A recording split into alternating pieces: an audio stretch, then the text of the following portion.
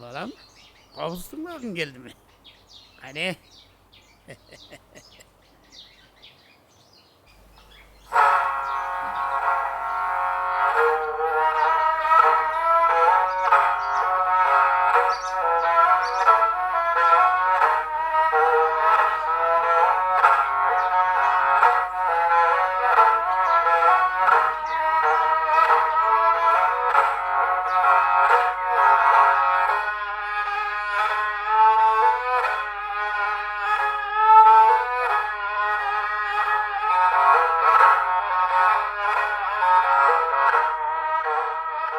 Ауызекі халық өретпелері her bir халықтың milliliğin, tilin, örf-әдетлерін, мәдениетін, ұлыма сол халықтың менталитетін әулеттен әулетлерге жеткеретін ата-бабалардан қалған алтын мирасы.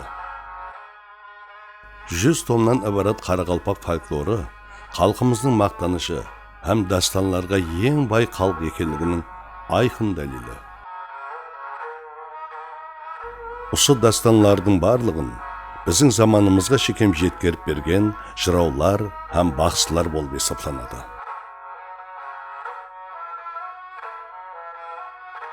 Айрым дастанлардың бірнеше варианттары бар. Себебі дастанларды атқарған жыраулардың әрбірі өз шеберлігіне, шайырлық ұқпына қарай дастанларға уақиялар қосып, күннен күнге байытып барған. Қарақалпақ жыраушылық мектебінің сағасы 14-ші әсірде жасап өткен сопбасты сыпыра жыраудан басталады. Халқымыз арасында бүткіл елге аты белгілі жыраулар оғада көп болған. Солардан Ерболат жырау, Өтенияз жырау, Қожамберген жырау, Қияш жырау, Жұмабай жырау, Жақсылық жыраулардан басқа не бір атаклы жыраулардың тек кітапларда ғана аты қалған.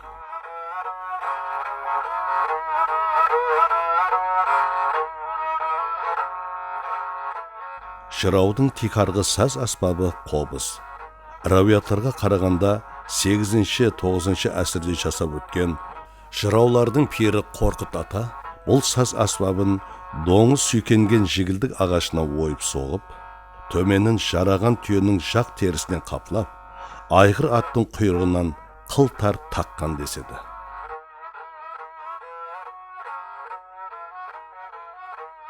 Бүгінгі күнгі ұсталар да Қорқыт атаның жолын тұтып, қобызды жігілдік ямаса жиде ағашына соғады.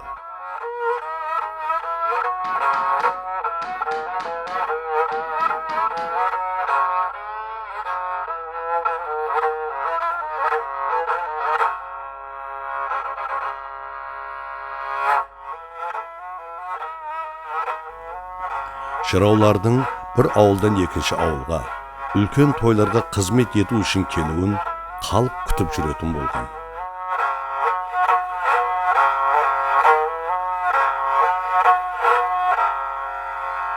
Жыраудың тойға келгені бүткіл аймаққа тарап, кешкі құрғақ қоңсы ауыллардан да адамлар жиналған.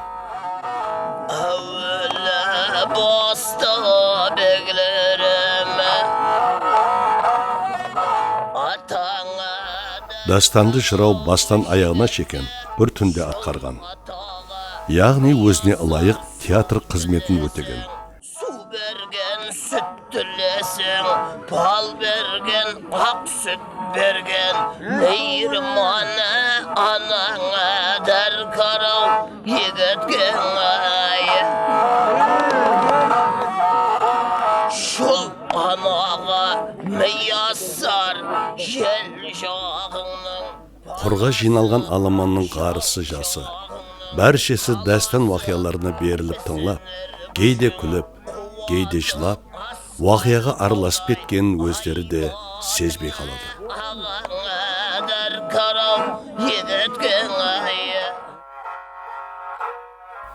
Атақлы жырауларға шәкірт түскенлер сол жыраудың үйінде 7-8 жыл жасап қызметін қылып, кемінде 2-3 дастанды толық атқару дәрежесіне жеткеннен кейін ұстаз пәтиясын беріп, халыққа қызмет етуге рұқсат берген.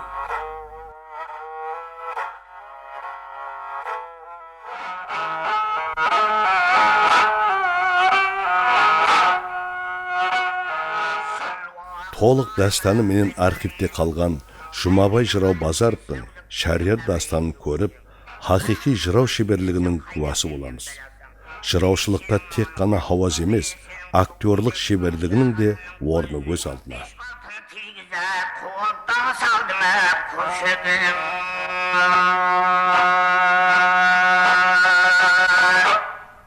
Шыл уақытында нашар алдында қашып барады.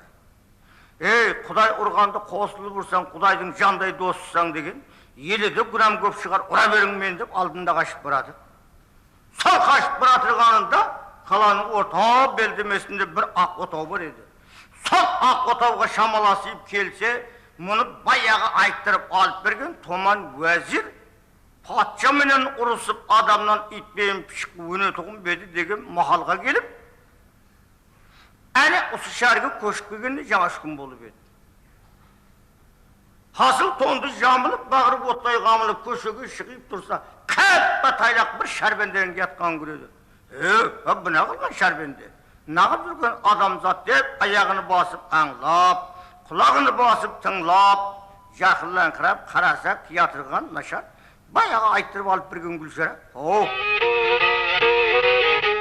Бізді тарттың талай ханның барына, сен қырын қараған замалдарындай.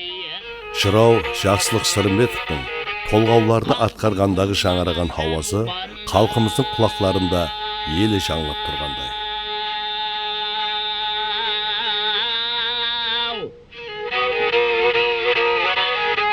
Қайтарып берменің Әмударямда,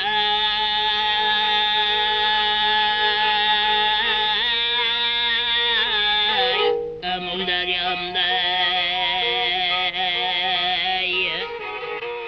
Бірнеше әсірлерден асып бізге бабалар мирасы болған дастанларымызды жеткеріп берген жыраулар ауқамлық дәуірде ітібардан шетте қалып, ескіліктің қалдығы сыпатында өнер дүниясында көзге ілінбей, қарақалпақ жыраушылық өнері жоқ болу дәрежесіне келді. Егерде сол дәуір тағы 15-20 жыл давам еткенде, жыраушылық өнері бүткілдей жоқ болатыны анық еді.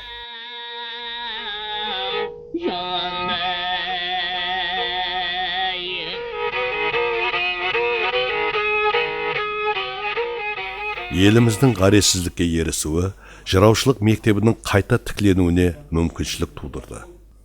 Бүгінгі күнде бұл өнер мектебінде бірнеше жас жыраулар тәлім алды. Сансыз қалмақ елінен тақта полат қарезімді алсам деп әрман өп жүреді. Күнлерден бір күні шиірін жанын қинады, патша ләшкер жинады, ябыдайын туылады, 16 топ сүретіп қарезімді алмаға 30 мың ләшкер айдады. Тоқта болам. 30 мың ләшкер сен аз ғана ләшкер қылып айтып атсаң. Бұл 30 мың ләшкер қанша жерге жайласатынын білесің бе болам? Бұл бір актер театры. Дастан айтқанда, бұл дастанның ішіндегі барлық қаһармандардың образларын сен жеткеріп беруің керек. Жырау деген біріншіден сәзенде болу керек. Екіншіден жыршы болу керек.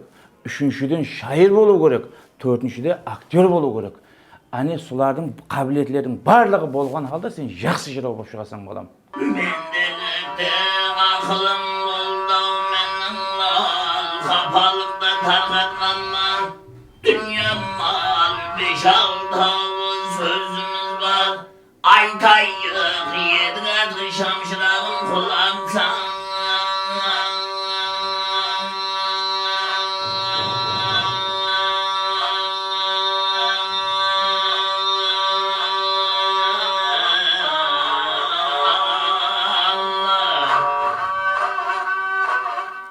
– 2015 жылы апрель айында Францияның Париж қаласында болып өткен ЮНЕСКОның 70 жылдығы һәм Қорқыт-Атаның кітабының жарияланғанына 200 жыл толуына мөнәсәбәтіменен үлкен фестиваль болып өтті.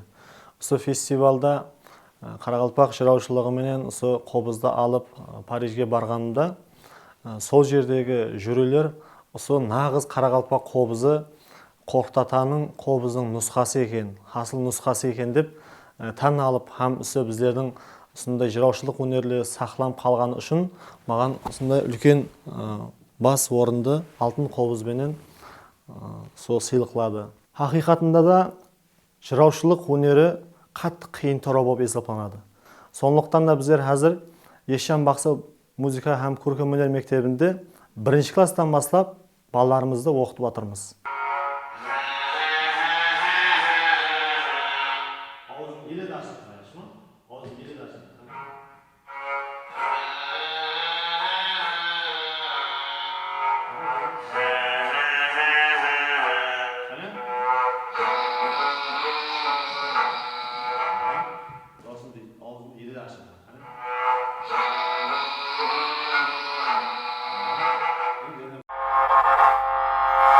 Сол заманда Alpamış'ın kılatığın talabı yok.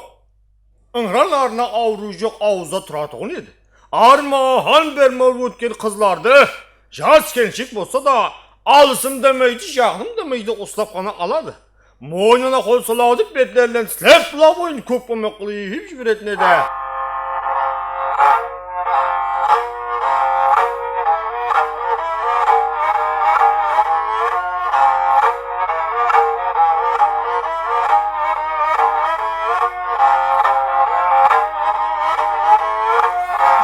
Sayında şevlen uğrar bay getirik oylansanız bizden sizge söz gerek. Bizim iki kızdın malın baylap ben göz aldımdan yıkılganını jürnemek